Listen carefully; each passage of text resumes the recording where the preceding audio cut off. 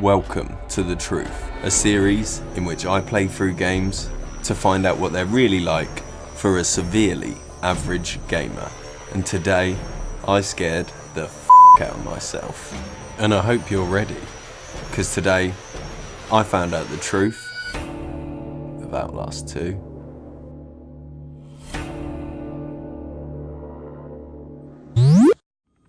So the game starts and you play as a journalist who's going to investigate something rather strange. A young woman was found wandering barefoot, pregnant and alone on a barren stretch of highway 100 miles from the... So, what could possibly go wrong? She could still be alive. Everything. It doesn't take you that long to realise that your wife's missing, probably kidnapped. She seems to have survived the crash. And there's a few signs that may lead you to think she might not be particularly safe. So you embark on one of the most messed up adventures you will ever experience in your life. So there's your premise. It's a pretty typical horror style story. You crash land and a group of absolutely mental locals who seem to have some sort of disease, who are religious fanatics.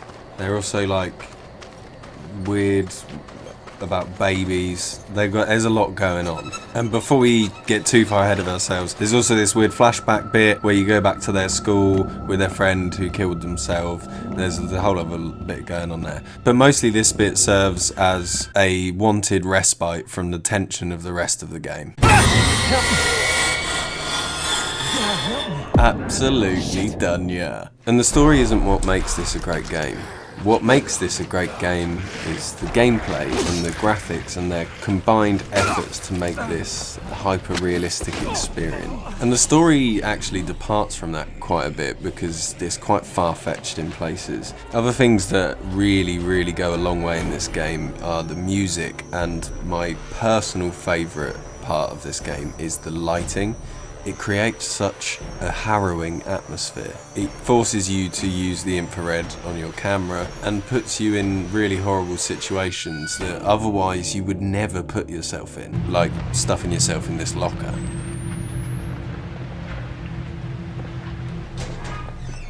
But none of those things really separate this game from any other great horror game out there. And although they are required components to make it a really great horror game, it's the subtleties in Outlast 2 that really separate it from the crowd. Things like the fact that your camera also serves as the in-game menu, and if you want to look down in your jacket, that's how you find out what you have in your inventory. Things like how many batteries you have and how many bandages you have. Those things really serve to keep you involved in the game and keep the suspense running even during moments where you would be pausing the game. Also, I found if you go into the settings and turn the crosshair off, the game becomes so much more engulfing. Just let me talk to you. I can explain. God, don't hear dead men.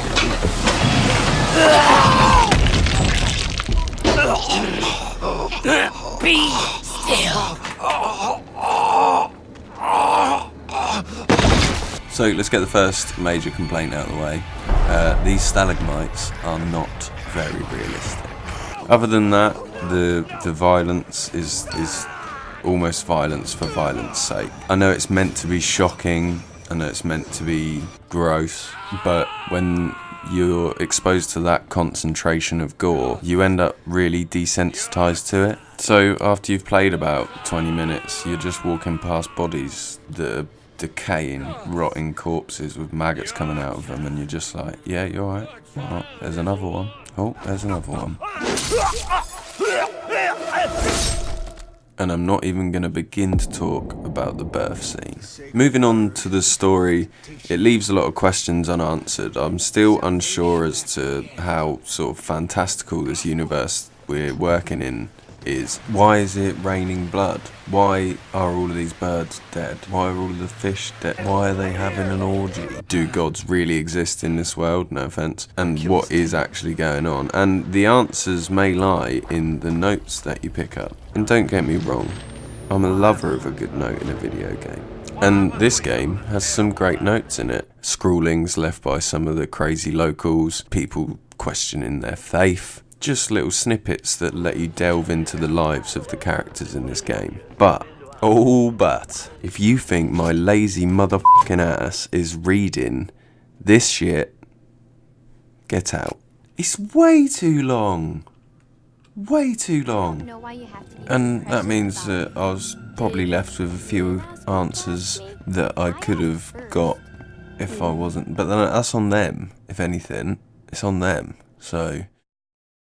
And that's not even it, because the end as well, like, you get to the end, and all this, you get that, you have the birth scene. I just don't want to talk about that. You get out the other end of the birth scene, matey's there, who's been relentlessly murdering everyone, finds out that you've managed to give birth to the kid, and then he kills himself.